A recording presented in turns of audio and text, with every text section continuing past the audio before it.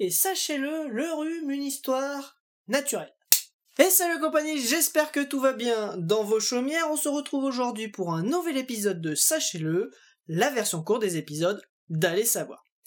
Et nous allons tenter de vous expliquer dans cet épisode pourquoi notre nez a tendance à se boucher lorsque nous sommes malheureusement enrhumés.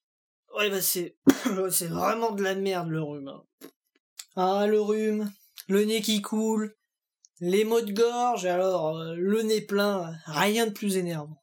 Et quand en plus nous n'avons pas l'impression d'avoir la tête prise dans un étau qui vient serrer constamment et sans arrêt notre cerveau ou ce qu'il en reste.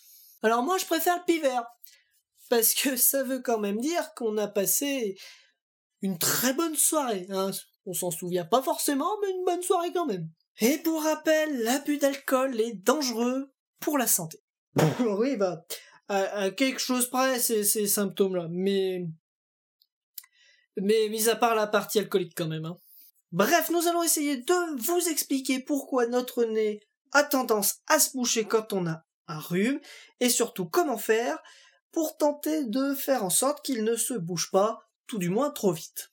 Et alors, restez jusqu'à la fin, parce que alors j'aurai un petit remède de grand-mère des familles, vous m'en direz des nouvelles. Et générique, hein.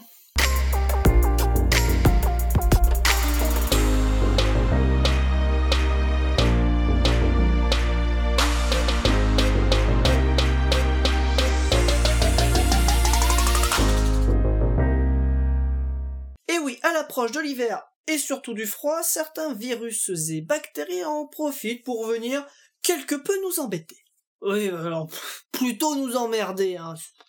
Le rhume est une réponse immunitaire totalement normale permettant de combattre un virus. C'est ce que nous appelons fréquemment un rhinovirus, qui vient se retrouver dans nos voies aériennes, comme par exemple le nez ou encore le pharynx. Dans notre nez, nous retrouvons du mucus nasal. Celui-ci permet de filtrer les impuretés de l'air avant que celles-ci n'atteignent nos poumons.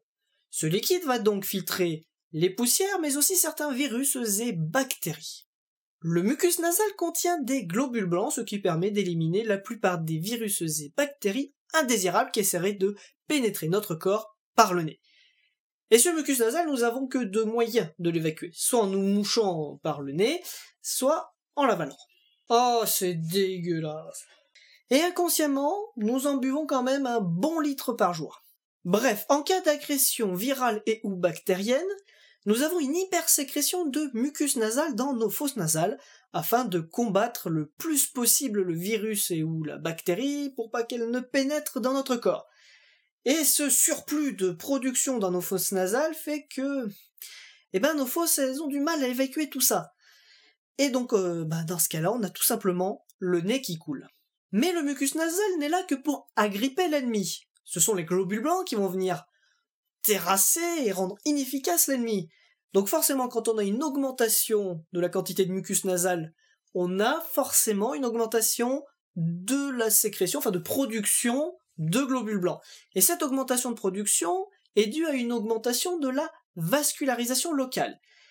Et tout cela a pour effet secondaire un certain gonflement de nos muqueuses nasales. Et forcément, entre ce gonflement qui réduit la taille des tuyaux pour respirer, et puis cette hypersécrétion de mucus nasal qui déjà en temps normal a du mal à être évacuée, et tout est réuni pour une alerte générale et surtout un bon nez bien bouché. Et ainsi on se sent plutôt mal, hein. Normal aussi, je raconte pas, parce qu'on est tous passés par là un jour, bref, c'est la merde quoi. Effectivement, et outre ce fait, il arrive que cette sécrétion de mucus nasal ne soit pas ou très mal évacuée, remonte et obstrue les sinus, et dans ce cas-là, le rhume évolue et devient une sinusite.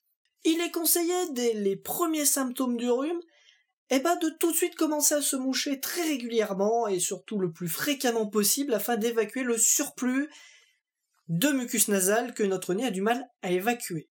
Et puis si vous avez un peu de temps, n'hésitez pas aussi, ça aide, de faire des lavages du nez forcément, d'ailleurs, avec de l'eau salée. En tout cas, rien ne vaut un bon vieux remède de grand-mère. Je vais vous donner ma recette, alors vous l'éburitez pas trop. Vous m'avez compris. Bref. Alors, la recette du bon grog de moi. Enfin, le remède de grand-mère, donc ça vient pas spécialement de moi. Mais bon, vous avez compris, ça se passe sous le manteau, machin, etc. Bref. Alors, un peu d'alcool. Moi, je mets de la chartreuse, c'est un alcool de plantes, les plantes, on le sait, c'est médicinal, c'est bon. Un peu de chartreuse. Du lait, du miel, enfin beaucoup de lait quand même, hein. Un peu de miel et 2 carreaux de chocolat.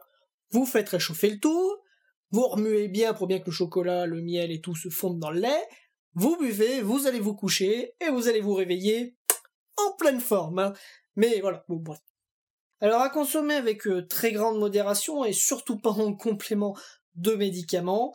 Voilà, ça c'était pour la notice d'utilisation. Ce remède reste, on va dire, intéressant, même si c'est pas un vrai médicament, hein, ça reste plus ou moins intéressant.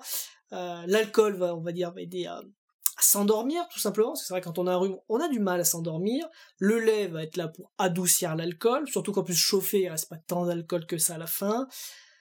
Le chocolat, bah c'est vrai qu'on fait parfois une petite déprime pendant un rhume, donc le chocolat, voilà, bon, pourquoi pas aussi. Et le miel, et bah si on a mal à la gorge, forcément, va aider dans ce sens-là. Bon. Et nous espérons que cet épisode vous a plu. En attendant, si vous êtes malade, n'hésitez pas à aller voir votre médecin. Ça vaudra mieux que de faire de l'automédication que malheureusement un bon nombre de Français pratiquent. Et surtout, n'hésitez pas, si l'épisode vous a plu, à le partager, le liker, le commenter, vous abonner et appuyer sur la petite cloche pour être notifié de nos prochaines vidéos qui sont de toute manière tous les lundis, hein.